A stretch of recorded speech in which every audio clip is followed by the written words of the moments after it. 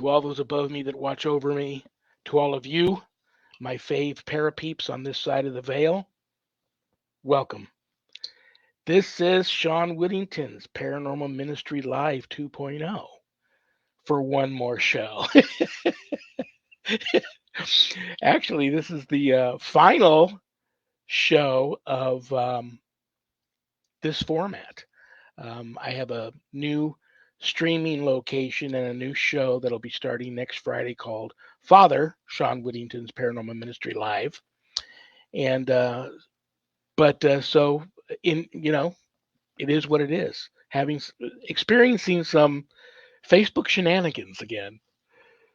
What are you gonna do? So anyway, I got a great guest today, and if there's anything you want to know about my wife and I and our ministry work, go to our website, www.ghost-b-gone.biz.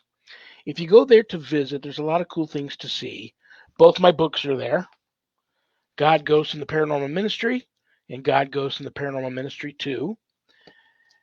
You can get them off the website autographed, and they come to you enclosed in a house blessing kit. You can also get them a little less expensive at Amazon. My course is there, my online course is there if you're interested in enrolling in that, Introduction to Spiritual Warfare. There's also a place where you can make an appointment to speak with me. Why would I want to speak with you, Father Shawn? Well, I'm an ordained Catholic priest with the United States Old Catholic Church. I'm a fully professed brother in the Old Catholic Benedictines of Immaculate Mary. I'm a team member of the Society of St. Benedict, co-founder Ghost Be Gone, and I may be able to help you with your spiritual issues. Not making any promises, but with God on our side and with Jesus as our Lord and Savior, perhaps I might be able to help you with your spiritual issue if you're having one. So there's a place there where you can make an appointment to speak with me. Other than that, another special thing about the Friday show is I have a special permanent Friday co-host. So without further ado, she's a friend. I've known her a long time. She's my publisher, owner of Stellium Books. Please welcome to the show the one and only Annette Munich. Hey, thank you for the nice introduction. I'm so happy to be here. Hello to everybody today. Yeah, we're gonna be I'm experiencing some Facebook shenanigans, so I'm glad even this show is happening today. It's streaming on all the normal networks I stream on, but I had to have Zach. He still had, oddly enough, had access to my original um, live stream page, which was Reverend Shawn Whittington's Paranormal Ministry Live. So he's actually streaming it there. But Sharon and I have been locked out of all our pages other than our two personal Facebook profiles. So you sent me some beautiful new artwork and banners for the new page. I'm going to create the new show page this weekend, and it'll be up and running, and I'll give Zach manager and task access to it. And so we will be up and running with the new page next week. Hey, I'm just going to say this right now, because of all the problems that we've been having with Facebook. Look, we've got some great partners, Parapost, Things Network, of course, the PAC channel, Spirit Alabama. Go to some of these other places. If you cannot find us on Facebook, we're somewhere. Absolutely. We're with Shawn, so we don't know where we're at. But don't leave us now, guys, because Zach has even started to dress like a producer. If you check him out real quick, and so I'm not wearing any pants. And that's why he got complaints for having pornography on his show. In the past year, I finally got him to put clothes on for the show. It is what it is, sorry, Annette. TMI. I'm just going with the flow. You look very pretty today. Oh, thanks. How you feeling, and how's everything at home? Feeling pretty good. Things are going pretty good. Your son-in-law recovering okay and doing good? You would never know anything happened to him. He's up and doing all kinds of stuff. Oh, God bless. That's great. Good for him. Well, let's check the prayer urn real quick, and then the mailbag, and we will get to our guest. And everybody's excited to get him on here. Ann A. from Washington. Hi, Ann. Father Shawn, I hear you mention St. Jude and the ASPCA all the time. Please pray for children with cancer and animals in need. That hits close to home, Anne, and that's a beautiful request. And I did not mention it. That's funny I bring this request, because I didn't mention that if every proceeds, or part of the proceeds, I should say, from every sale of every copy of my books off the website, go to supportstjude.org, St. Jude's Children's Research Hospital, Nevada, and the ASPCA. So that's very cool. And that's great. And yes, uh, with children with cancer is, um, yeah, just unfathomable, and it's a hard thing to deal with. So let me find a good prayer real quick to offer up for that. I know a man whose grandson has cancer. If we could add the name David. Absolutely, absolutely. I got a good one here. Name of the Father, and of the Son, and of the Holy Spirit. Amen. God our Father, source of all health, be near those who suffer in the time of weakness and pain. Relieve them of their burden and heal them, if it be your will. Give peaceful sleep to those who need rest for soul and body, and be with them in their hours of silence. Bless those who know not what another day may bring. Make them ready for whatever it may be, whether they must stand or sit or be confined. Grant them a strong spirit. Inspire with your love those who bring healing and care to the suffering. May they bestow your gifts of health and strength wherever they go. Grant this prayer through Christ our Lord. Amen. And what I'm going to do is Amen. light a candle for your your person. You said that was David. Yes. David, to let David know that I am lighting a candle for him. And David is just 7 years old. oh no, Yeah. let him know when you talk to him. I lit a candle for him, and it will continue to burn until it's done. And David, I offer this candle for you, and may the Holy Spirit enter and intervene in your life, and may God wrap you in His wings. In the name of the Father, and of the Son, and the Holy Spirit. Amen. Amen. Okay, let's check the mailbag. And if this is a good question for my guest, we'll hold on to it and we'll throw it at him. Don K. in Florida. I know that many states claim to be very haunted. Florida is haunted off the charts. I know that. I know you don't really ghost hunt anymore, but when you did you have rules? I did. If you have a team, pick a team leader, let him lead. You don't need people all over the place doing whatever they want to do. Listen to your team leader, however silly a request he may ask you to do. Have a team leader.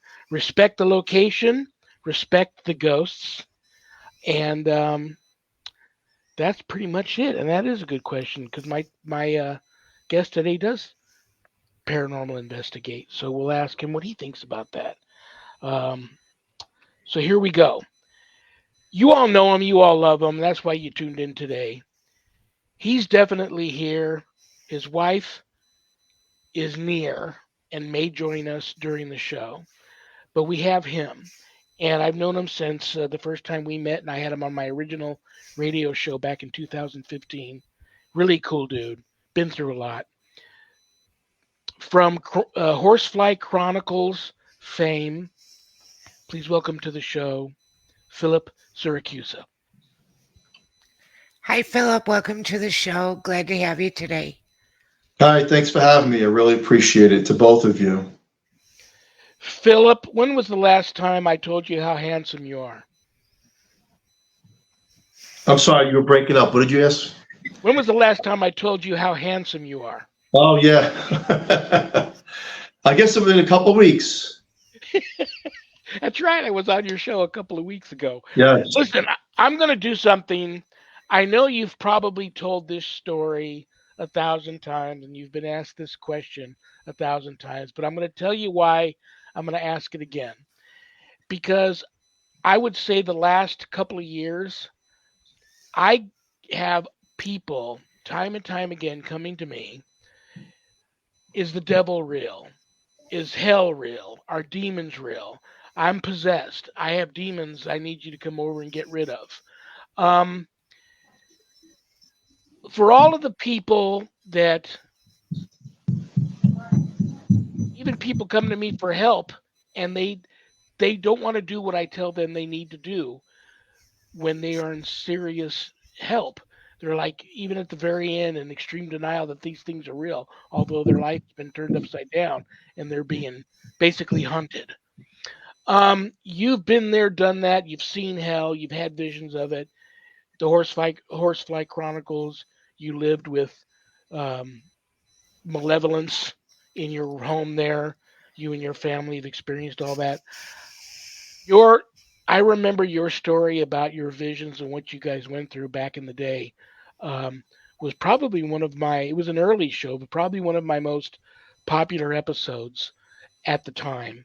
So I would like you, and if it takes the rest of the show for you to tell this story, it's you're the guest today. It's your show, but I would like you to again, um, for all those doubting Thomases out there and doubting Bettys, tell us your story and where is the Horsefly Chronicles today?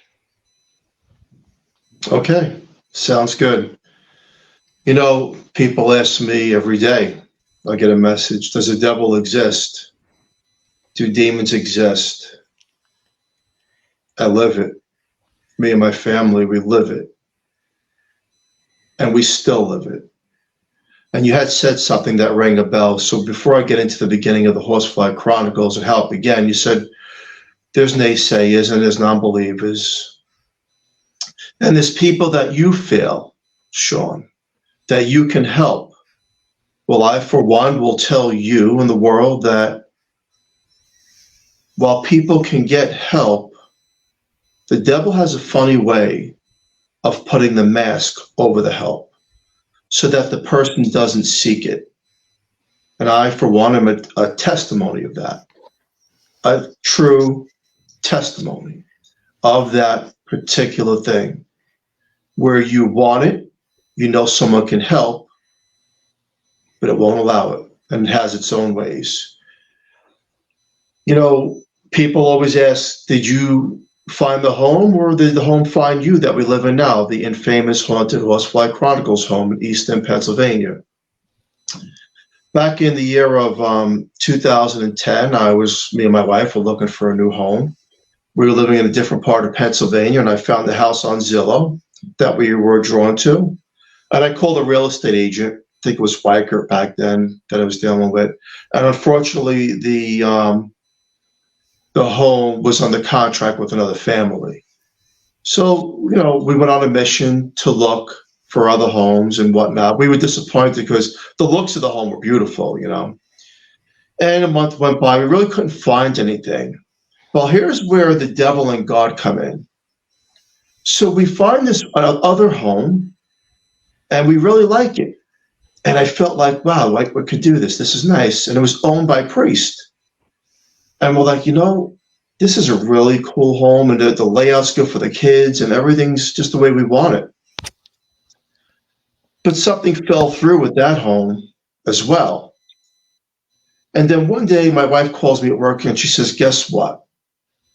We didn't get that home that was owned by the priest, but that home that was under contract? It's out of contract because it fell through. There was something happened with that family. So long and behold, we made arrangements to meet the real estate agent. April of 2010, we did our walkthrough of this house. Nothing really laid eyes on me or mysterious because I was making good money at the time, and I was excited to be, if I could even get a home like this in an estate neighborhood, it's just beautiful, the whole scenery. But there was this one room in the basement, which I am in now. It was painted pure red. It was just horrible red. And I felt off-centered in the room. Now, I like basements for recreational purposes, pool table and all that good stuff for the kids. I felt off in the room. But I was like, oh, maybe it's just my mind, because I was really excited by the house. So we sat upstairs at the dining room table, and we says we're going to move forward with the whole process of buying the home and So let it be June of 2010. We move into the home. We're excited. We're a family. We're happy. The kids are happy. Everyone's got their own bedrooms. It's exciting. And then I think, the people we bought the house from, they were not happy people. And I really had a hard time at the closing. They were just miserable to us. And I didn't understand it. They had attitudes. And I was like, you're selling your house. You should be happy. You get to move to Georgia and you want to leave here. What's the problem? So a couple months after that closing, a part of their check had come, their closing cost and whatever they got reimbursed for. And I tried to reach out to them. It was like a really big check. They wouldn't return my phone calls. They wouldn't accept my phone calls.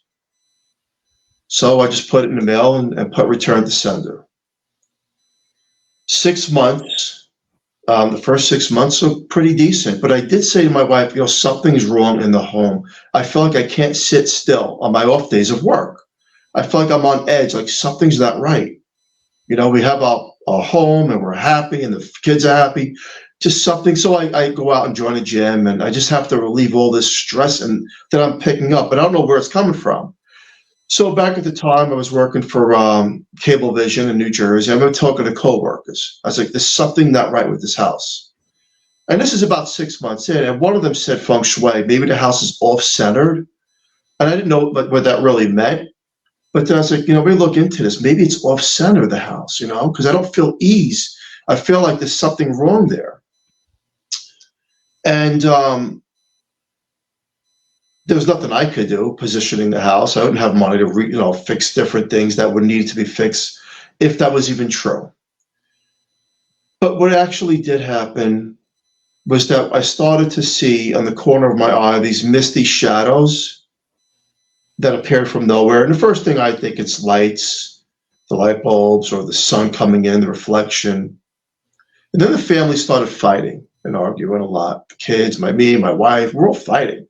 And I made this large investment. We're all happy. We have everything we want. Why are we fighting? And it turned out big one Saturday night. The whole family's in an argument. And I was like, we need to either bless our home. Maybe there's something here. And I did reach out to a church. And they never got back to me. And then years went by.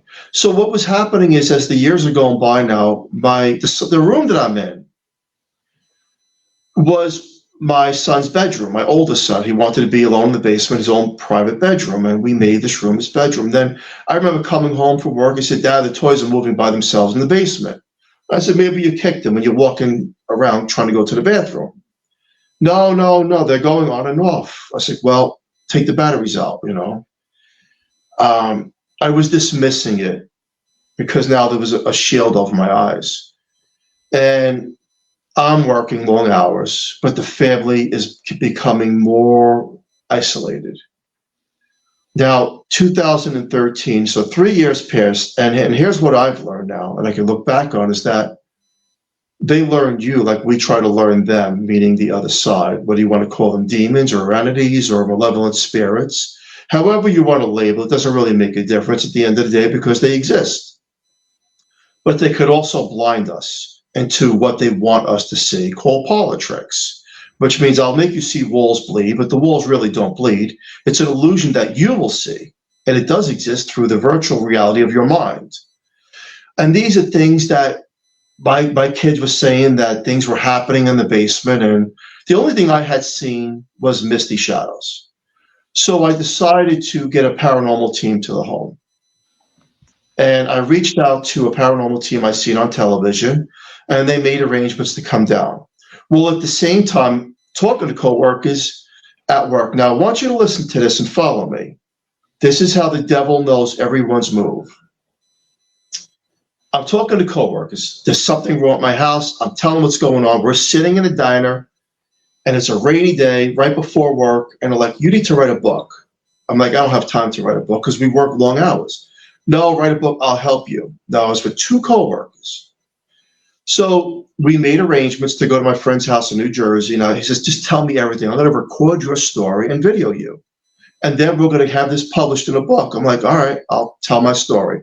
I was like, but something just tells me you better be careful and I better be careful. I feel like me telling the story is actually empowering something, and I don't know what it is. So I'm telling my story in my friend's backyard, and there was three of us. And one friend says, as I'm delivering what's happening in the home, he says, my uncle's here. I was like, well, I don't see anybody. He's like, no, he's dead, but he's here. And then my other friend, co-worker, saying, my wife's sister's here, but she's dead. And now everyone's going crazy upstairs. Like they're seeing things that I don't see. All I'm doing is telling the story. But then we all felt at the same time this oppression in the backyard. This, you could feel the force of a negative energy in that backyard. And nothing was working right. The recorder wasn't working right. The video camera wasn't working right. And then we started arguing over nothing. So I was like, maybe we should just redo this another time. So as funny as it may sound, I go home that night and whatnot. And then my friend calls me and says, maybe we need to find a psychic to help us. He says, I'm going to put an ad on Craigslist to find a psychic. I'm like, Craigslist for a psychic? Do what you got to do. I don't know much about the whole Craigslist thing back in the day, but he puts an ad and he finds a psychic that's in another part of New Jersey. So I agreed to meet with them and whatnot. And I meet at the house, and she's telling me the layout of my house. Now, there is no Horsefly Chronicles. There's nothing. No one even knows me. I'm just a hard worker. And no, I'm not labeled on the internet or anything. And she's telling me the layout of my house. And I said, all right, maybe there's a coincidence here. And she goes, no, there's something in that basement of yours underneath the stairs. So, I took it in and I says, okay, you can help us and maybe you could discover what's going on, before you even come to the house. Then when you come to the house, maybe you can validate it. Well, I wanted to write the book now. Now I wanted to write the book. So everyone knows I want to write a book with my coworkers. But we couldn't find an editor. So my son comes home from school one day, says, Dad, guess what? I told my school teacher, you want to write a book about supernatural stuff? And she said, she'll edit the book for you. I said, great. So now we all go to her house. We meet about a week or two later in Bethlehem, Pennsylvania. We're sitting down and she agrees to be the editor of the book. So now we have an editor and we have a psychic and we have two coworkers involved, right? Well, at the same time, remember that black, dark thing that I had seen previous years? Okay. The girl that was a psychic that was working with us, her name was Ashley. She says, I have someone who's going to draw the cover of a book for you, of a horsefly with a hand coming out. I was like, great, let's meet him. So we meet her friend who's an artist. And he draws the cover within months of this picture that stands out to all of us. But we didn't have a name. See, we didn't have a name. There was no Horsefly Chronicles. And then it came up as the most mysterious times a horsefly would circle each and every one of us, no matter where we lived. The editor in Pennsylvania, the co-workers in New Jersey, the other person from work. And we were like, what, coincidence? I don't know what a horsefly, but okay, horsefly. And then the editor says, wait a second. Why don't you call it the Horsefly Chronicles? Because it's continuing. And we all agree. I'm going to interrupt you for just a quick second because I have to. This is just so weird. Every place has flies. But this is just a couple of days before I have you on the show here, and I had a fly in the office here. I'm preparing the interview, and I have a fly in my house that's about 10 times the size of a normal fly. I actually thought it was a bee. That's how loud it was flying around me here as I'm preparing for this interview. And that's why I decided to ask you to talk about your story today, because that was the thought that came in my head. And then I went to the kitchen. I got a big ass fly swatter, came in here because I don't like bugs, and I couldn't find it. I turned my house upside down, creeped around here like a commando, a fly swatting commando, for 24 hours, and I couldn't find this fly. What do you think about that? I think it fits into exactly what we're saying. That is the most bizarre. Yeah, go Wow. ahead. I'm sorry to interrupt you, but yeah, I No, had to tell that you was that. important that you said that. It fits right into where I'm going with this. Um, we have a team now. We have an editor, the author delivering the pages to the book, and I'm sending it to the editor every night. We have a psychic, and we have co-workers that are helping us, and we have an artist. There's a whole entourage of people behind helping me because they're telling them what's going on. Everyone finds an interest in this. But the darkness now will come. I get a phone call one day from the editor who doesn't believe in ghosts. And she's telling me that ever since she's been helping me with this book, there's something in her house when she's alone. The toilet flushes, the door's shut upstairs when she's downstairs. When she's downstairs, they shut in the basement and she hears it. She hears footsteps. And I'm like, well, maybe it's just, you're just scaring yourself. That's all. From, it's a paranormal story. Maybe it's psychosomatic. And then a few days later, the psychic that my friend had found says that there were little tiny flies coming out of the wall sockets out of our grandmother's home in Westfield, New Jersey. And I says to my friend, maybe we found the nut job, because I don't believe that for 1 second. And this is me now. Don't forget, I'm the hardcore New Yorker. I debunk everything. I'm a person, if I don't see it, I don't believe it. But now I'm starting to take all this in. And I'm like, well, we'll have to go to her house and meet with her. I mean, I'm not sure I even buy that. It doesn't make sense to me. Because I wasn't in paranormal. I didn't understand what was actually happening here. So then my friend, who was my coworker, who was really gung-ho about this whole project, his wife falls down the stairs and breaks her foot. I was like, his name was Dave. I was like, Dave, I don't, He's like, but if there's something wrong here, he goes, something was like unleashed to all of us. I was like, come on, grow up. We're corporate workers, grow up. It's no such thing. And then meanwhile, I'm back in my mind, I'm like, well, I hope there's no such thing. And then I'm on the phone with him a few days later, and as I'm on the phone with him, he falls down the same stairs and breaks his tailbone. That his wife fell down and broke her foot. And the other coworker, he says, I'm out. I don't believe in supernatural, ghost, or anything, but there's something not right here. He goes, I don't feel right at all. I don't feel like myself anymore. The person, the artist, who drew the original cover, which I took off Amazon for multiple reasons, of the horsefly, he tried to commit suicide. Now, this is all within a month's span of everybody coming to an agreement to do this. And I talked to my wife, and I'm like, is there a possibility that, I don't understand it?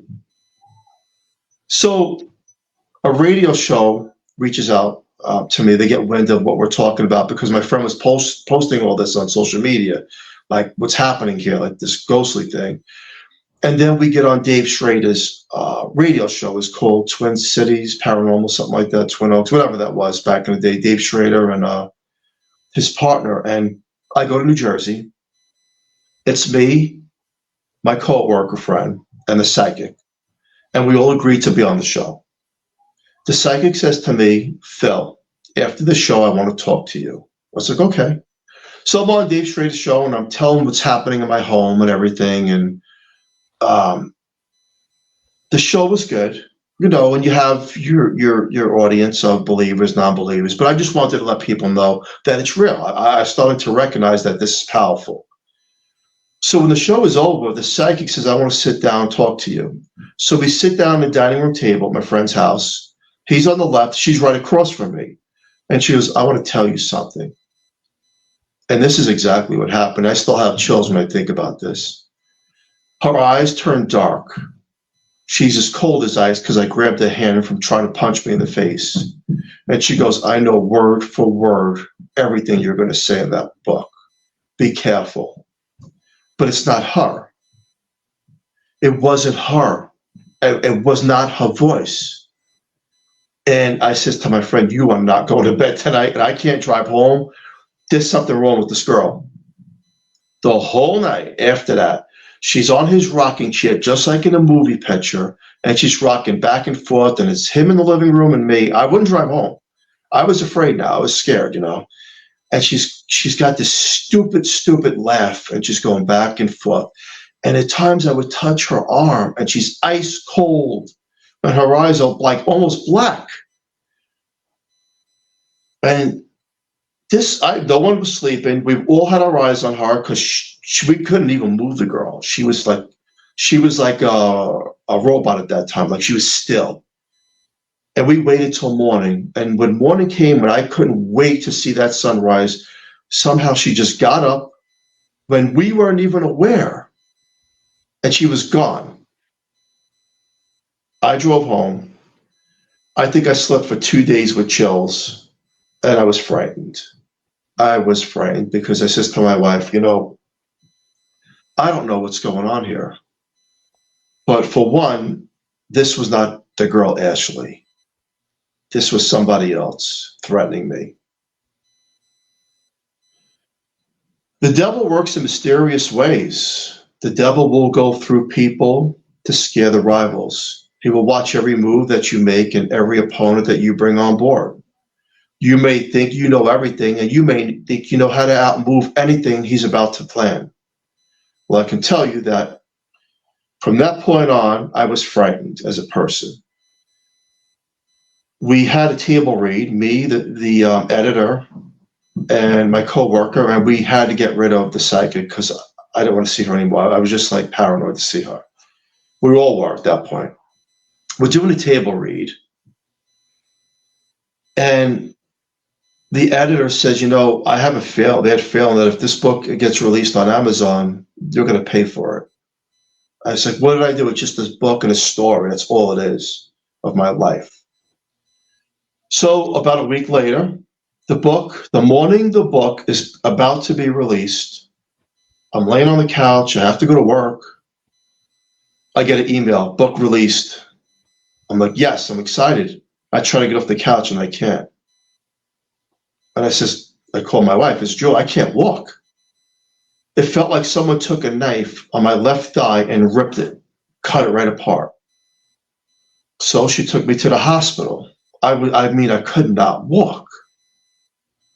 I had, the whole thing was torn from nothing. And I said to the doctor, I didn't do anything. I was on the couch all night. And he says, well, there was no answer, but I was out of commission for a long time. I wasn't able to walk. I had to go on disability.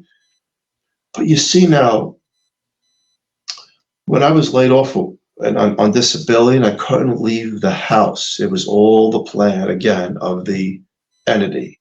You're not leaving, and now we got you where we want you. Finally, arrangements had been made with Eastern Paranormal Society to come over to my home. I wanted a paranormal team here. Now I'm limping around. But I said, I want an investigation. Something is not right here.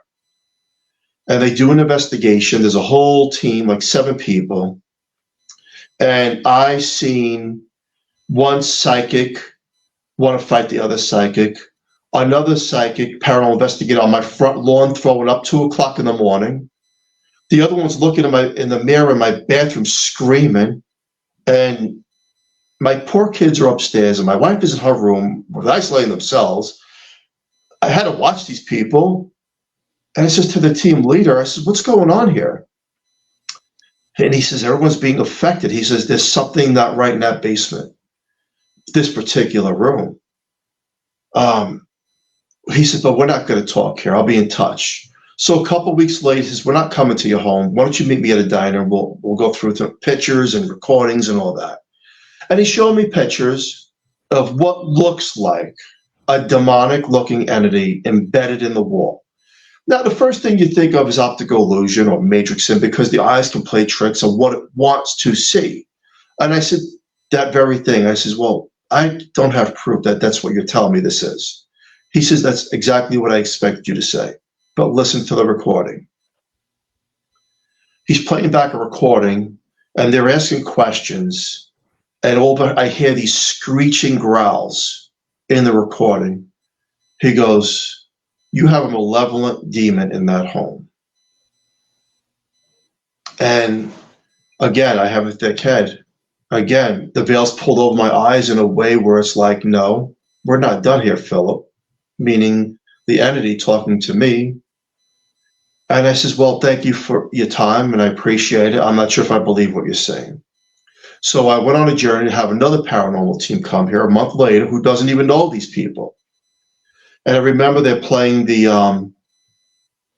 Ave Maria song in my kitchen. There's like 5 of these people on the team, and I seen the female leader of the team right in front of my very eyes. She gets scratched in the ankle. She starts bleeding, and I thought she walked into the furniture, and she was bad, bleeding everywhere. Well, at the same exact time, the photographer that they brought says, I caught it. And what he caught was this big black orb in the basement, the size of a cantaloupe. And I says, that's what I've been seeing, the corner of my eye, this thing, if it's like floats around. So the psychic that was on my case at the time says, I know a guy named Shawn Austin, and I'm going to have him come down here. So we make arrangements, and he comes down and brings all his equipment, and he seconds the fact that these 2 teams have picked up supernatural paranormal activity that is not friendly at all, it's evil. He gets me in touch with Ralph Sarchi, who makes arrangements to come down here. And this is about a few months later. I'll never forget Ralph's face. Ralph was like, my effing GPS got me lost about 20 times because this thing did not want me to come to this house. And not only that, but it visited me. Now, this is a guy who's known, for practice from the Warrens, a respectable guy. And he came with his counterpart. And when we're in the basement. Was this before the show, The Demon Files? This was February of 2014. So it might be right in the midst of that. That would have been a great episode for his show. No, it was going to be, but it didn't allow it. Oh, wow. So he's sitting across from me in the basement, the psychic, and the guy named Scott Gearhart at the time was a paranormal investigator. And all of a sudden, my body starts going to a shake that I can't control. I'm just shaking out of nowhere. And I'm getting, through a form of telepathy, a female voice saying, tell him to get his bag out of the basement. There's a cross in the bag. And I'm telling him, there's something in that bag, like a cross, get it out of here. So he goes in the bag and gets holy water and starts putting it on me and all that to try to calm me down because I'm shaking. But it's not because I'm nervous. There's something within me shaking now. Then he takes out this big cross. And I got this null feeling in the bottom of my stomach. I was like, you have to get this out of my home. You have to. This is it. I'm not okay. I'm personally, physically not okay. And he was looking at the corner of the basement, and he sees something we couldn't see. But this thing knew now. It was game on. Now it was mad. Now I was bringing the opponents to the home, not realizing that I was feeding it. And he wanted to make arrangements to come here and film an episode because he goes, not only do we have to get rid of this, it's affecting you and your family, we could actually put this on our show. And I was mentally blocked. And I said, no, you can't come back here. And I didn't know why I was saying these things. And, we were having phone calls. You can't come back to this house. Because it knows how to control the mind. It knows it, period. And I shut it all down. But I still went on my mission to have other paranormal teams come here and investigate. And I will tell you, people ask me, well, what actually happens in your home? Nothing flies around the wall. They didn't poltergeist. And my walls do not bleed. But what does happen is this. Will you see the shadows in the corner of your eye that you cannot not deny? Yes. Will you hear whispers of a female girl asking for help? Yes. If you are alone in the basement doing an investigation, will it isolate you into a mental state where you are not you, like it did to Ashley the psychic years prior? Yes. It kind of uses each individual as its own puppet and controls them to a form of making them do what it wants them to do, whether it wants them to believe what they're dealing with or not believe, or inflict self-harm upon themselves and others. I have taken a lot of heat. I had a psychic live on the case for months at a time, documenting it with my home loaded with paranormal equipment that I was trying to dissect and understand. Waking up with bite marks and scratches. I wasn't sure if the person was doing it to themselves or was it real. And the person, I think, at one point doesn't know if they're even doing it or if it's real. It's very similar to Ron DeFeo in the Amityville horror case, where his story always changes because the devil can do that, you see. He can change the story, he can change your thoughts, and he can change your pattern. I give him no credit and empowerment by any means. But I'm here to tell you that the work that you do, and I'm thankful that you do that, is because you're helping people from all walks of life, whether you believe or you don't believe that demonic entities do exist in the physical realm.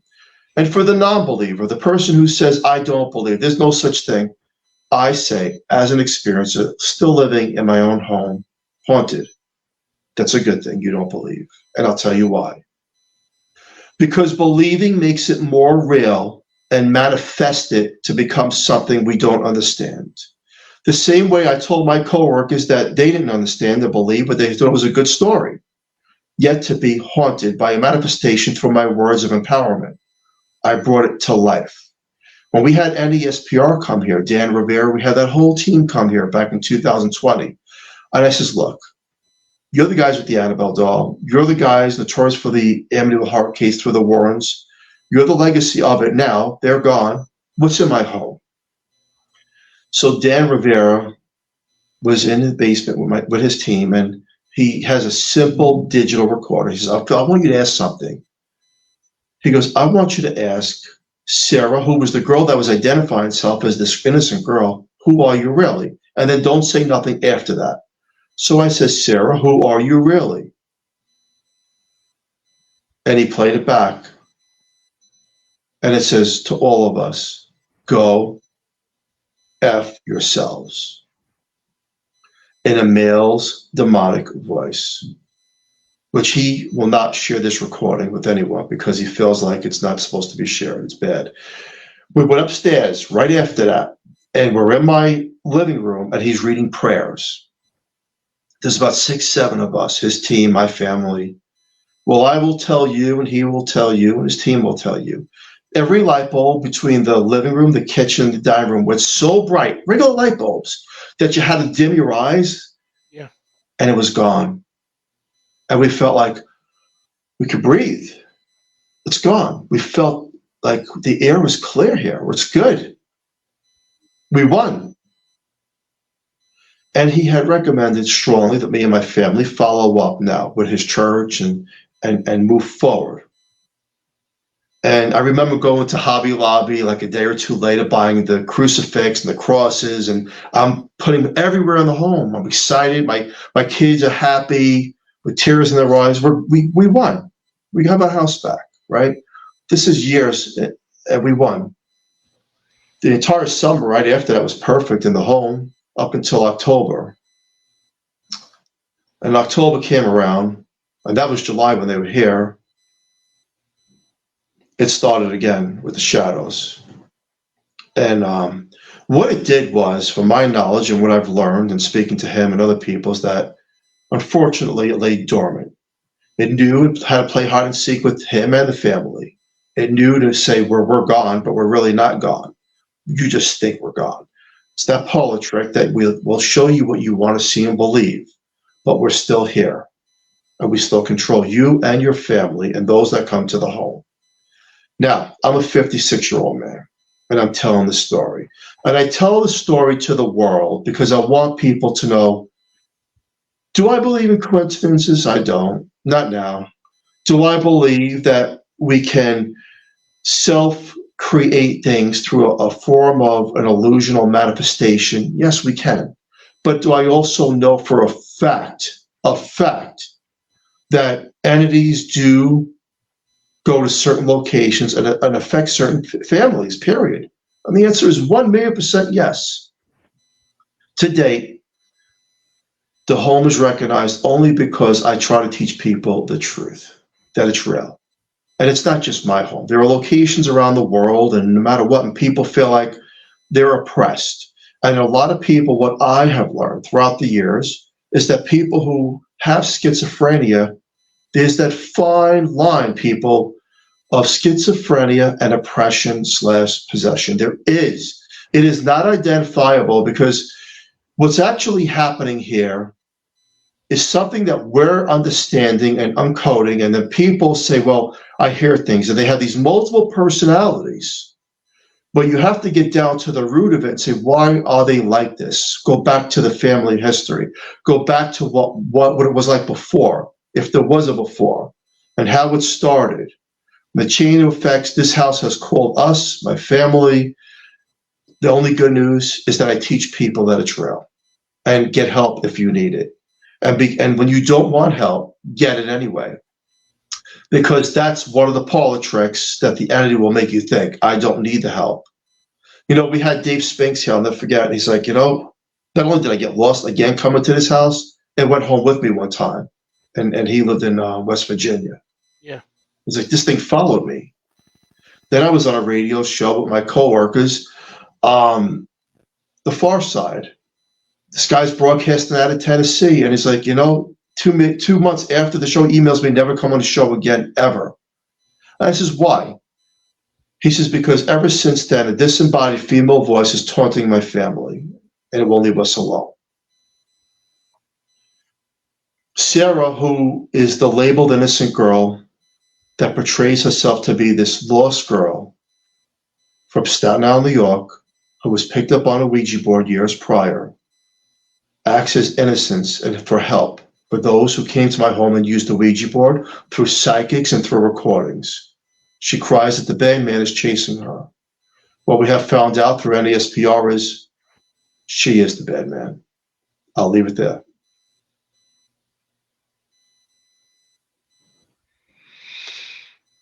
Yeah, they can manipulate the environment, and I've even Annette, many of the books that she's edited and published for people, whatever's going on in that story have haunted her and created things in her home while she's doing that. So when you start having people outside of your family and your inner circle of friends being so strongly affected like that, and people that you don't even know, acquaintances or business acquaintances, that's very scary. You're still in the home, and your family is I don't know for a fact. I don't live with you guys, but the impression I get is that they're doing well. Your family is loving and close and all alive and still and doing well. And people can't just get up. That's incorrect. Okay. That's incorrect. Is that the illusion that it's giving me? That is the illusion it's giving you. That is incorrect. 1,000,000%. If you were to come to my home at 2:00 in the morning and sit in the kitchen with me alone, you will see what I see. And you will just shake your head, not understanding, because I don't understand. Because every night when I am alone, I'm up late because I work late, right? I work from home and I work late hours. There's a different visitation from a different entity, and I don't even know what this thing is. Part of it looks like a dog crawling up my wall. Another part is this big black mass of a man. The other time it's a lady. I don't understand. But what I do know, that it shapeshifts. And I do know we're all affected. And I do know that when you say, well, can't you just move? Because that's the most common question a person would ask. Well, you know what? When you have a large investment in a house and it takes a lot of money to move, it's easier said than done because it will know how to take your finances away. It will know how to make your medical conditions horrible. It will know how to isolate cousins, relatives, friends from that home and keep you and your family isolated in your own rooms at times. That's what it knows how to do. You may ask me, well, why don't you get clergy? Or why don't you get the priest? Well, I've done it all. We've had the ministry, we've had Wiccan, we've had Shaman, we've had the Catholic priest. In fact, when the Catholic priest here, and I have all respects for all forms of religion, I do. Nothing happens because it doesn't want it to. But when they leave is when hell breaks loose. And that's what Dan Rivera warned me about. That it knows. It's not stupid. It's way ahead of us. Our lifespan is 70, 80, 90, or 100 years old if you're lucky. We have 4 quarters to life. Well, these demonic entities have been around for tens of thousands and thousands of years. So when we think we're smart, we can out manipulate or move the enemy? Is that what you think? You know, and I'm a straight shooter, and I tell it the way it is. And I call anybody, look, I respect all forms of religion. And Shawn, I respect what you do. We've tried everything. Everything. I know you have. And I will tell you that there's always been a repercussion. And I remember speaking to Bill Bean about this. And I said, Bill, you know, not for nothing. You do this line of work as well. I said, is that old home that you used to live in, is it clear and free that you were tormented in? He said, no. There are certain locations that are unfortunate, that you cannot escape.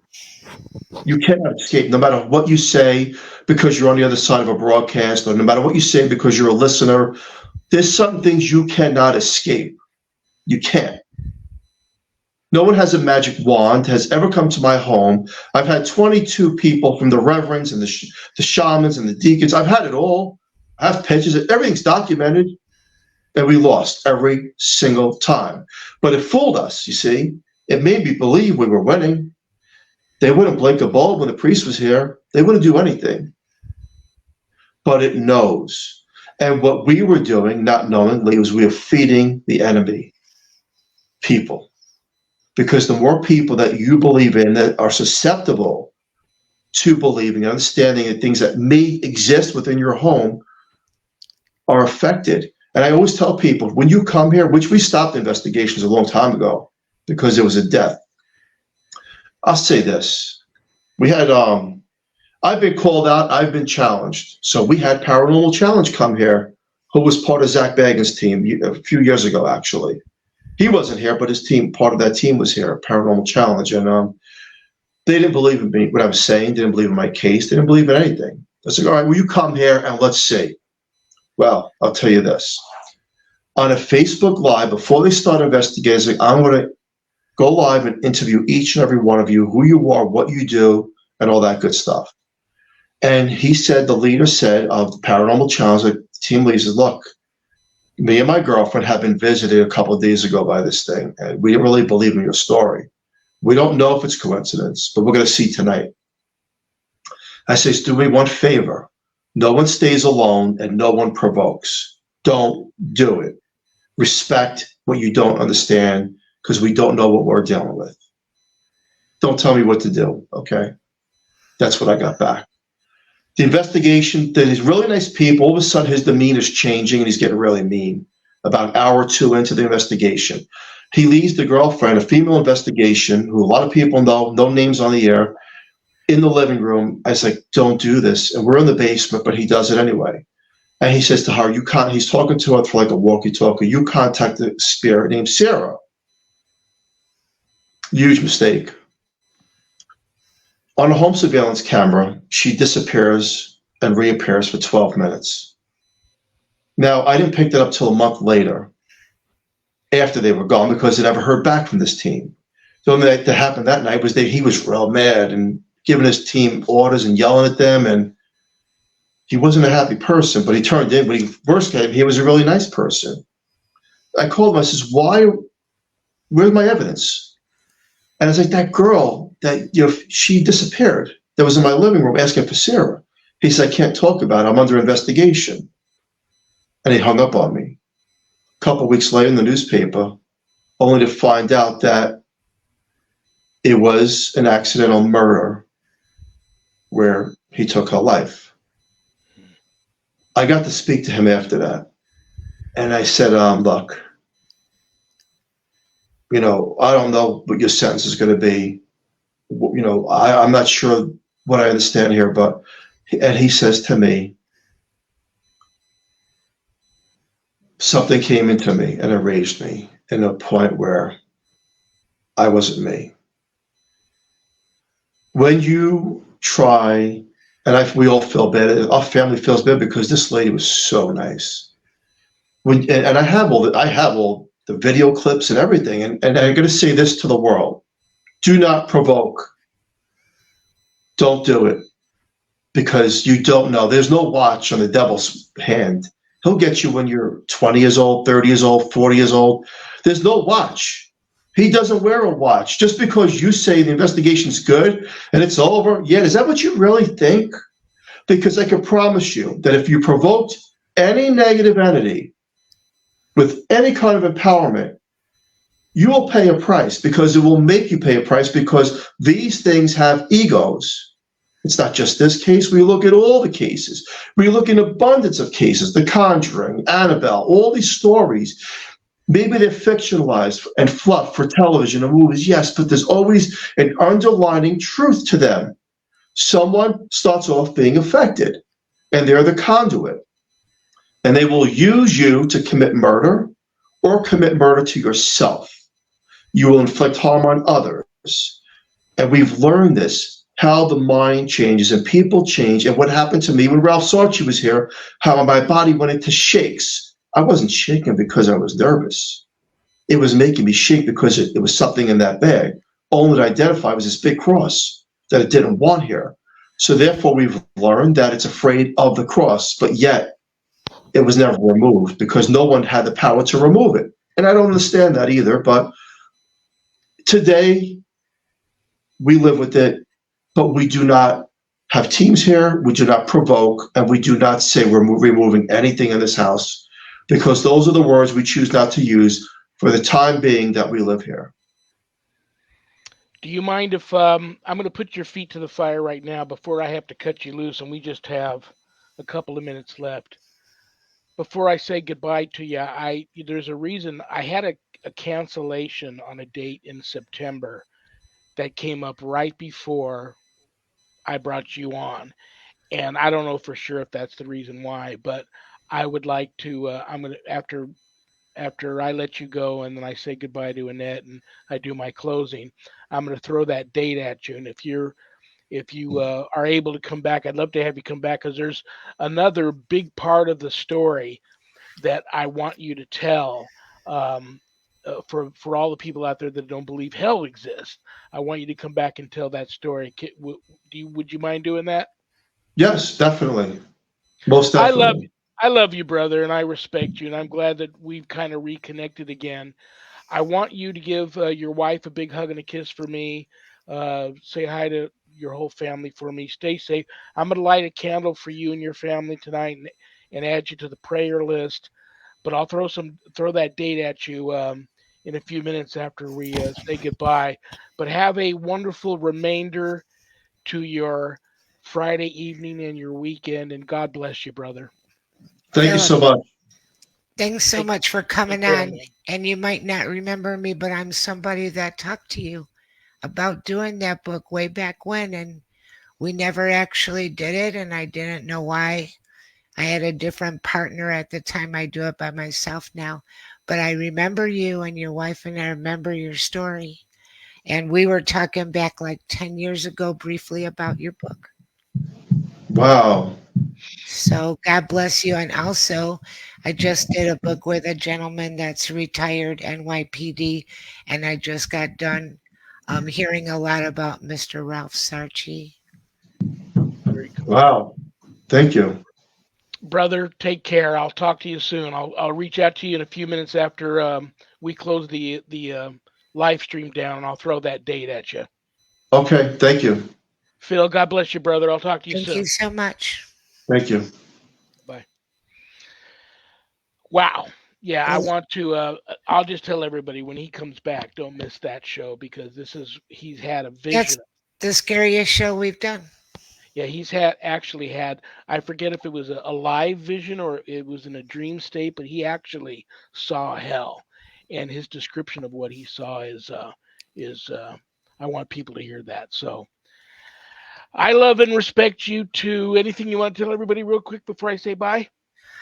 Um, no, I'm blown away by this. And, it was just, the story is just, it's intense. I felt Yeah.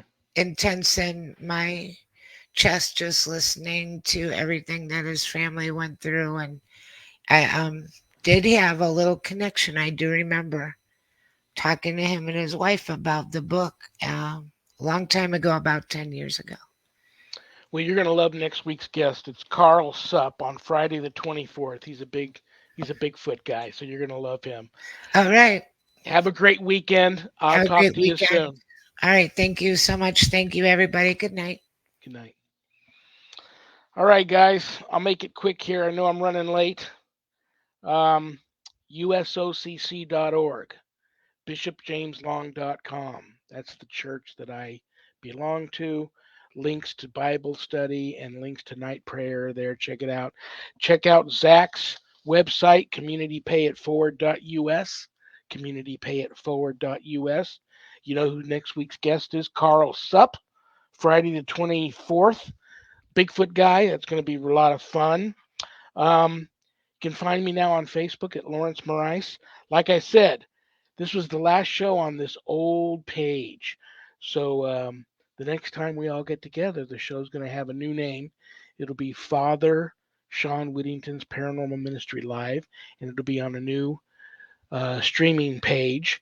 But you can still find me on all the other pages: Things Network, Parapost Network Central, Pact, Little P, capital ACT, Podcasting for All Coming Together channel, Temple of Phoenix Rising Entertainment, and Spirit Alabama. God bless them all for simulcasting my show. And thank you all for being here because I don't have a show without you guys. So God bless you all for doing that. And it is now time for a bad joke.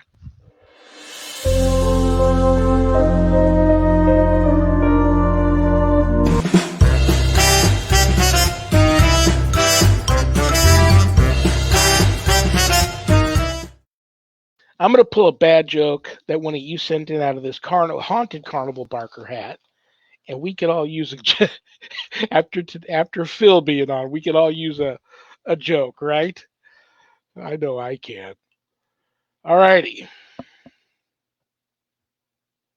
How do you think the unthinkable? I don't get this joke. With an I don't get it. With an Ithaberg? I'm gonna pull another one. Maybe that one didn't print out good. Okay, here's another one.